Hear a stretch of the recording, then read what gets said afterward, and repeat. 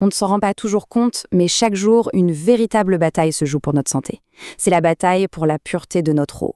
Aujourd'hui, on va plonger dans les coulisses de cette guerre invisible et découvrir comment les scientifiques jouent au détective pour nous protéger de menaces qu'on ne peut même pas voir. Alors, pour commencer, accrochez-vous bien. 5000 milliards. C'est un chiffre qui donne le tournis-non. Eh bien, c'est le nombre de bactéries qu'une seule personne, chaque jour, rejette dans ses excréments.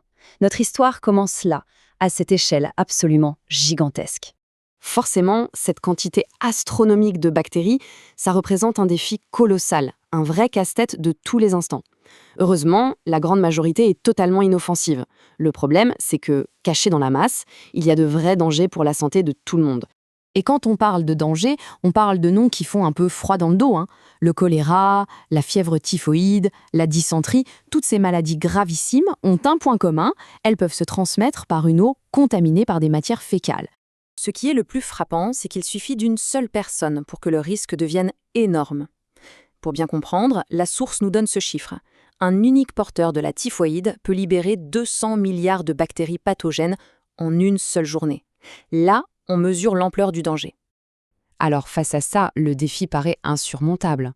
Avec autant de tueurs différents potentiellement dans l'eau, comment les scientifiques pourraient-ils faire pour tester chaque litre d'eau pour chaque menace possible? La réponse est simple, c'est mission impossible. La question qui se pose est donc celle-ci. Comment est-ce qu'on fait pour traquer un ennemi qui est à la fois invisible, dispersé et qui peut prendre plein de formes différentes? C'est une véritable enquête policière qui commence. Et c'est là que les scientifiques ont une idée de génie. Ils ont complètement changé de stratégie. Ils se sont dit, au lieu de chercher la petite aiguille rare et difficile à trouver dans une immense botte de foin, pourquoi ne pas chercher la botte de foin elle-même? L'idée, c'est de trouver un indice beaucoup plus abondant, plus facile à repérer, qui nous crie « Attention, contamination !» Et cet indice clé, cet indice numéro 1, ce sont les bactéries du groupe des coliformes. Elles sont devenues le témoin principal, le suspect parfait dans cette grande enquête pour la santé publique. Et attention, cette technique, elle ne date pas d'hier. C'est le résultat d'un long travail d'enquête qui a démarré il y a plus d'un siècle.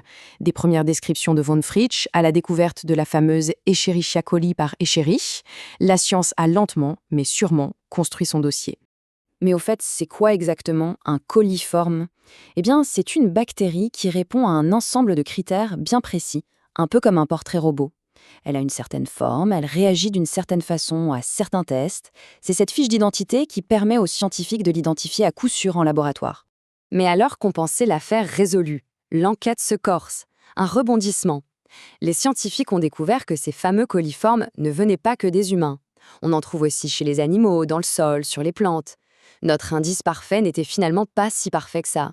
Du coup, le problème change complètement. Savoir qu'il y a des coliformes, ça ne suffit plus. La vraie question pour les enquêteurs, c'est de savoir d'où vient cette pollution. Est-ce qu'elle est d'origine humaine, et donc potentiellement très dangereuse, ou d'origine animale? Pour résoudre ce nouveau mystère, il fallait un deuxième indice, un complice. Et c'est là qu'entre en scène une autre famille de bactéries, les streptocoques fécaux. Ce sont eux qui vont permettre de débloquer toute la situation. Et l'arme secrète pour résoudre l'enquête est d'une simplicité et d'une élégance incroyables. Un simple ratio mathématique. On compte le nombre de coliformes fécaux, les CF, et on le divise par le nombre de streptocoques fécaux, les SF. Et ce petit calcul tout bête, il va tout nous révéler. Et regardez comme le résultat est clair. C'est fascinant. Les recherches le montrent sans aucune ambiguïté. Si le ratio est supérieur à 4, alors on sait que la pollution est d'origine humaine. Par contre, s'il est inférieur à 0,7, la source est presque certainement animale. C'est limpide. Ce graphique résume tout parfaitement. En fait, ce ratio, c'est une véritable empreinte digitale laissée sur la scène du crime. D'un côté, on a la signature humaine, avec un ratio très élevé. De l'autre, la signature animale, avec un ratio très bas. L'énigme est enfin résolue. L'affaire est classée. Bon, c'est une belle histoire de détective en blouse blanche, mais concrètement, qu'est-ce que ça change pour nous dans notre vie de tous les jours? Eh bien, cette astuce scientifique a des conséquences directes et absolument fondamentales pour notre sécurité. Parce que ce ratio, ce n'est pas juste un chiffre dans un rapport de laboratoire. C'est l'outil qui garantit que l'eau qui sort de notre robinet est saine. C'est ce qui nous dit qu'on peut aller se baigner à la plage ou dans une rivière sans risquer de tomber malade. C'est ce qui aide à repérer une fuite d'égout et, au final, à prévenir des épidémies dévastatrices. Cette méthode a été une vraie révolution et a permis de résoudre un problème majeur de santé publique au XXe siècle. Mais aujourd'hui, de nouvelles menaces apparaissent. Les polluants chimiques, les microplastiques. Alors la question reste ouverte. Quelle sera la prochaine génération de détectives de l'invisible et quels nouveaux indices devront-ils apprendre à lire pour continuer à nous protéger ?